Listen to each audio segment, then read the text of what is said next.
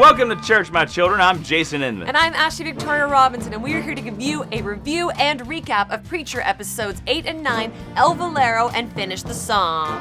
Just a warning, if you haven't seen these episodes, there are going to be major spoilers lying ahead. El Vielo only really deals with three main plot points. When Jesse tries to give Genesis back to the angels, it comes back into his body and they give up on him. He is clearly a lost cause. Quincannon comes to the church to try and take over and get the land back that Jesse promised him. He winds up in another deal with Jesse to give him one last Sunday to prove his worth in the community. And Tulip has been secreting away animals and hanging out with the dog the whole episode that we learn she is feeding to Cassidy as he recovers from being exposed to the sun.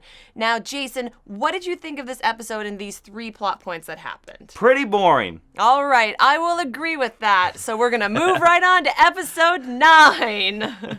So episode 9, Finish the Song, has a lot to do with the angels. We see them in this weird travel agency where they're making arrangements to go to hell, which you know is going to play up later on in the story. Then we see Emily going to Tulip's place, kind of a returning trope that they are going to hang out together. Tulip pieces and says, I'm going out of town, and leaves Emily with the revelation of what Cassidy is and how she's going to deal with it. And how Emily deals with it is taking her pseudo-boyfriend, Mayor Miles, and feeding him to Cassidy. I thought this was a totally unexpected plot twist and something that brought a lot of danger into this episode. What did you think about that? I worry about this for the character. What's her name again? Emily.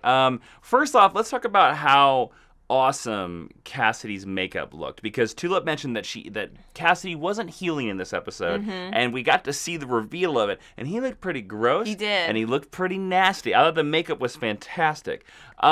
No, I worry about, what's her name again? Emily. See, I don't care about those characters. That's why I worry that this is her attempt to be a bad girl. To live up to what Tulip has kind of been laying down? Or so that Jesse will love her. I'm worried because this came out of left field. Now, I thought that was great television. Yes. That she fed him to Cassidy. And I didn't like Miles at all, so, just deserves. And he's also a bad guy, too. Like, he's killed some people. Like, he's in... Well, and when he receives her phone call, it's not explicit what is going on, but it is some back alley dealing. Like, it's the weird wrestling match. Yeah, whatever. He's complicit with Quincannon. Yes. So he's not a good guy. But definitely an interesting turn for Emily. Jesse shows up at Tulip's house. He makes nice with Emily. He learns about the situation as it stands, and he makes nice with Cassidy, which I thought was a really nice moment because you know that they are the dynamic duo of this series. We also get to see another nice moment for Jesse where he calls Tulip on the phone, and we get a repeat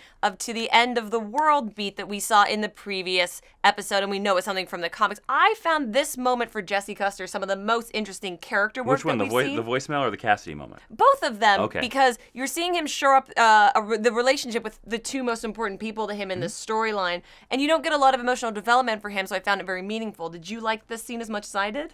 I did. I like the little from the end of the world till the end of the world. Excuse me. And I liked that. It's been a long time since Comic-Con. I'm sorry. And I also really enjoyed. I guess I enjoyed Cassie saying that Tulip was the only girl for him.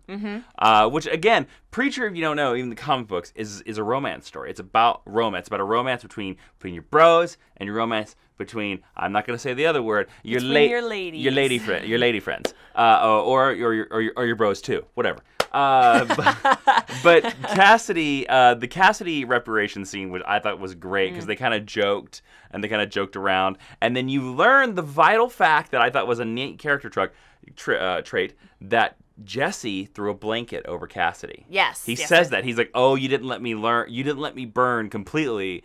And that's how I knew you were okay. Right. He's like, I mean, you let me burn a little bit, but you didn't totally extinguish my life, so thank you for that. And then I also love that when Jesse comes back, Cassidy is fiddling with the God phone. Yes, and he knows what it is. Well, but he also is just like, you left me with a direct line to heaven. You didn't think I wasn't going to pick it up? I want to know what Cassidy says when he calls. Like, is it the classic, is your refrigerator running? Or is it something way more vulgar? No, I just think it's hello. Oh, you just hello. think that? Just yelling into the void? Oh, shite. Hello. And then we get to see the other side of that phone call. You get to see Tulip listening to the voicemail, looking pretty unimpressed. And we get the reveal that she has in fact gone to Albuquerque and she has finally tied up Carlos, which is something that she has been not even hinting at, just straight up saying she's going to do for a long time. She has a meat tenderizer. And I was really happy that they cut away because that's something that could go very, very poorly. Were you surprised that we saw Carlos in the flesh and that we saw him revealed this early in the Preacher, oeuvre? I'm surprised we took this long, episode 9, to get to Carlos. There you go. We've been talking about Carlos since episode 1.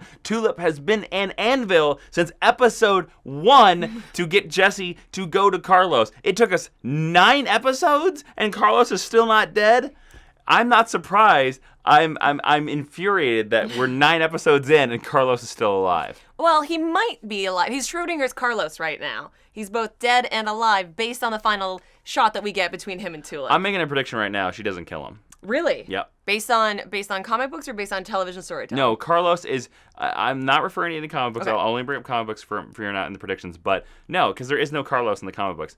I think that Jesse's message will get to her. Interesting. Very, very interesting. So after we get through a lot of development for our 3 main characters, we get to see the angels in hell, what they are going towards, and we basically get a repeat of the Rider storyline that we've seen in flashbacks for a couple episodes now.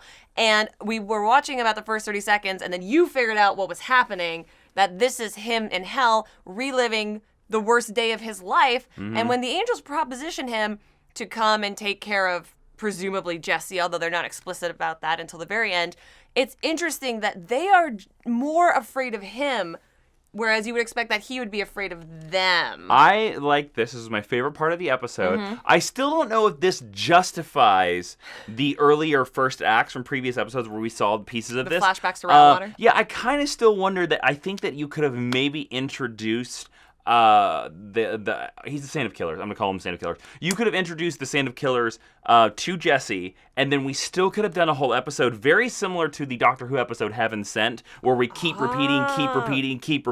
And I think we could have got the point across. I did love this. I love the reveal that it was hell. Yes, yeah, I did predict it. Now, I will say there is a neat Easter egg in that scene for any Preacher fan of the comics. I know I said I was going to mention the comics predictions. I'm sorry. Forgive me. Whatever. What is it? What is it? He shoots one of the angels. In the comic book, in Preacher number 1, or Preacher issue 1 or 2, I can't remember, when the angel wakes the Saint of Killers up, Saint of Killers kills him immediately. Yes, Bam! You're right. He just kills him right away. And for me, that's a neat little Easter egg. Were you pleased with the angel that he selected to kill? Well, in the comics, it's only one. I can't remember. They said their names in this episode finally, which I was like, oh, those are the names, right? But I couldn't remember which one actually gets sent. I don't know. I'm pleased that the Saint of Killers is finally in play. We cut out to the storm cloud, and you can see this piece of light going up into the sky. Yeah. So to me, that means Saint of Killers is now out of hell. Now, this is kind of a deviation, though, from the comic books, because we had a lot of that. In the comic books, he's just kind of like dormant, and he's already the Saint of Killers.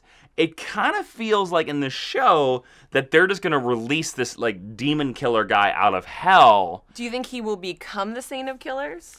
I actually don't think they're ever going to refer to him as the Saint of Killers. Aww, I don't think they're ever... That's such a good name. I don't think they're going to do it. I think he's just going to come from hell. I think he's from hell. And I think his bullets, he's going to be faster than anybody. And his bullets are going to be unstoppable just because he's a denizen of hell. And in the final scene, as the camera pulls out, it is revealed that that same hanging tree from Ratwater now stands in Annville, Texas, where the series is taking place. And we see Cassidy and Jesse bonded together in brotherhood, digging up the angel hands and burying the mare and various animals' bodies.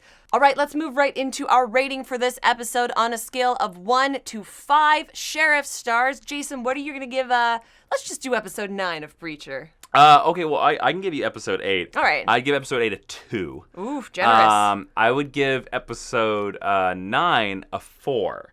I think this is one of the strongest episodes of Preacher of this season, because stuff is finally happening. See what happens when actually you make forward progression with your plot? How enjoyable the episode is. I thought the Saint of Killers getting out of hell, Jesse making peace that Cassie is a vampire and cementing their friendship, him admitting his love to Tulip, Tulip finally catching up with Carlos, and then Emily killing the mayor. For me, there was a lot going on in this episode, and I appreciated it. I thought it was well done, and I thought it was exciting because stuff was finally happening. How about you? What was the rating you would give? Well, if we're going to do episode 8, I'm going to give episode 8 a lonely little 1 star. What? Oh, 8. I'm sorry. Yeah. I thought it was 9. No. Eight. I was about... No. Because if I wasn't invested in Preacher based on its existing properties and hanging out with you every week, I don't know if I would have come back to it after that episode because it was so slow. But like you, for episode 9, since we're not doing half stars, I'm going to give it 4 because... If we were doing half stars, I would have given it a 4.5. 4.5. Yeah, me too. But it is... Not only does it continue to be well cast and beautiful, but yes, just like Game of Thrones, when you actually do something, it is totally entertaining to watch. And if this sets the tone for what Preacher is going to be moving forward, and especially into season 2, it could shape up to be one of my most favorite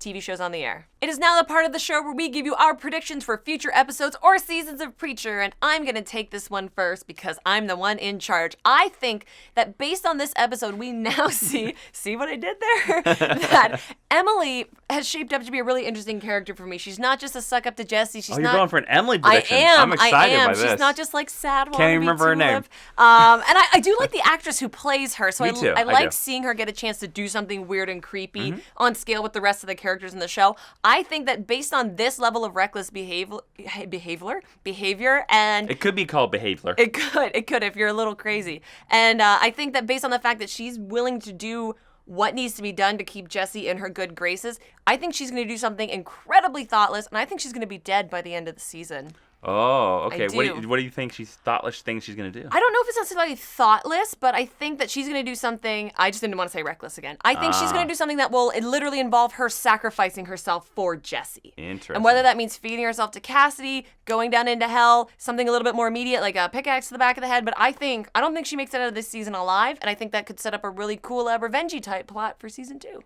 Interesting. That is my Emily prediction. What have you got?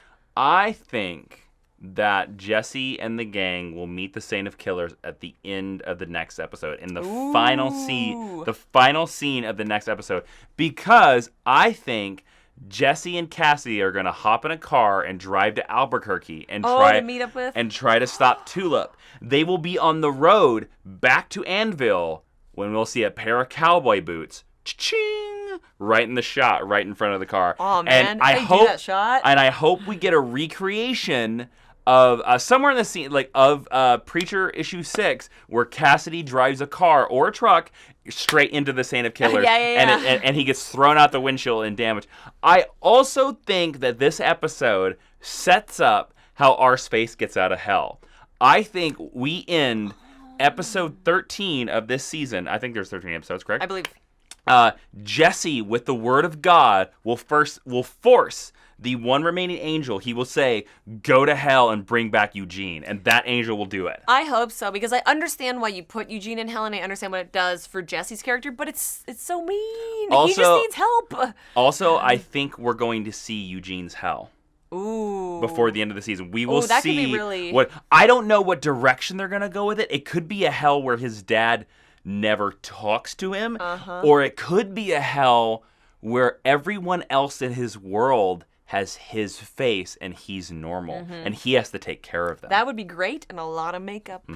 So overall, we thought this was a really excellent episode of Preacher, and we are excited to see more stuff like this. If you liked this episode, it was brought to you by Majorspoilers.com, the comic book website where they love comics, and they know that you do too. And if you like me and Jason, you can check out our podcast every week, Geek History Lesson, where we talk all kinds of geeky stuff and all kinds of geeky comics. And Jason, if they want to find you on the internet and tweet you pictures of Preacher, where can they do that? Well, don't forget to subscribe here on YouTube, but you can also find me on Twitter with the same handle as this channel, Jawiin, Jawiin. Where can they find you on Twitter? Well, you can find me at Ashley V. Robinson. All right, well, watch out for those scary cowboys from hell, children, and we'll see you in church this Sunday for the next episode of Preacher. Comic-Con kept us late. The demons of Comic-Con kept us away from doing this episode. But we expect you in church on Sunday.